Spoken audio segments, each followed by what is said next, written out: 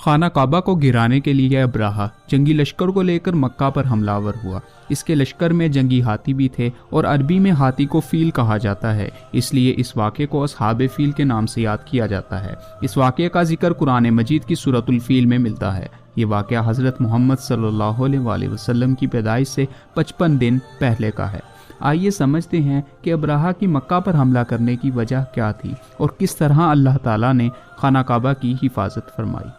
ابراہہ جو کہ یمن کا بادشاہ تھا، اس نے یمن کے دارالسلطنت صنعاء میں ایک گرجا تعمیر کروایا۔ وہ یہ چاہتا تھا کہ عرب کے لوگ بجائے خانہ کعبہ کے اس کا حج کریں۔ جب مکہ والوں کو اس بات کا علم ہوا تو قبیلہ کنانا کا ایک شخص صنعاء گیا اور اس گرجے کو نجاست سے لت پت کر آیا۔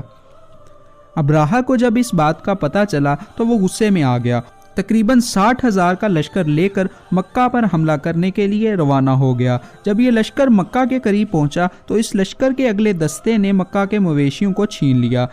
اس میں 200 یا 400 مویشی عبد المطلب کے تھے، جو حضرت محمد صلی اللہ علیہ وآلہ وسلم کے دادا تھے۔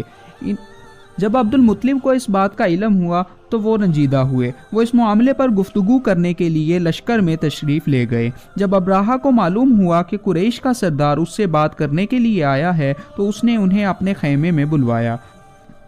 ابراہہ نے ان سے وجہ دریافت کی۔ انہوں نے اپنے مویشیوں کا مطالبہ کیا۔ ابراہہ کو حیرت ہوئی۔ اس نے کہا، میں یہاں خانہ کعبہ کو ڈھانے آیا ہوں جو آپ کے اجداد کا دین ہے، لیکن آپ اس کا نام تک نہیں لے رہے۔ اس پر عبد المطلب نے جواب دیا، میں اپنے مویشیوں کا مالک ہوں، خانہ کعبہ کا مالک اللہ ہے۔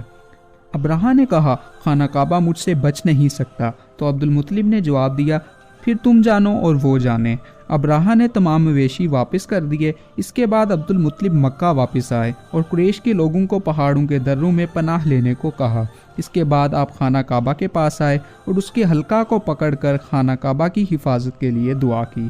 اگلے دن ابراہہ کا لشکر خانہ کعبہ کو گرانے کے لیے تیار تھا۔ محمود جو اس کا ہاتھی تھا بیٹھ گیا۔ جب اس کا منہ خانہ کعبہ کی طرف کرتے تو بیٹھ جاتا اور جب دوسری طرف کرتے تو اٹھ کر چلنے لگتا۔ اتنے میں اللہ تعالیٰ نے ابابیلوں کے غول بھیجے جن کے پاس کنکریاں تھیں، ایک چونچ میں اور 2 ایک پنجے میں۔ انہوں نے کنکریوں کا می برسانا شروع کر دیا جس پر یہ کنکر گرتا ہلاک ہو جاتا۔ اس طرح اللہ تعالیٰ نے خانہ کعبہ کی حفاظت فرمائی اور اس لشکر کو شکست دی۔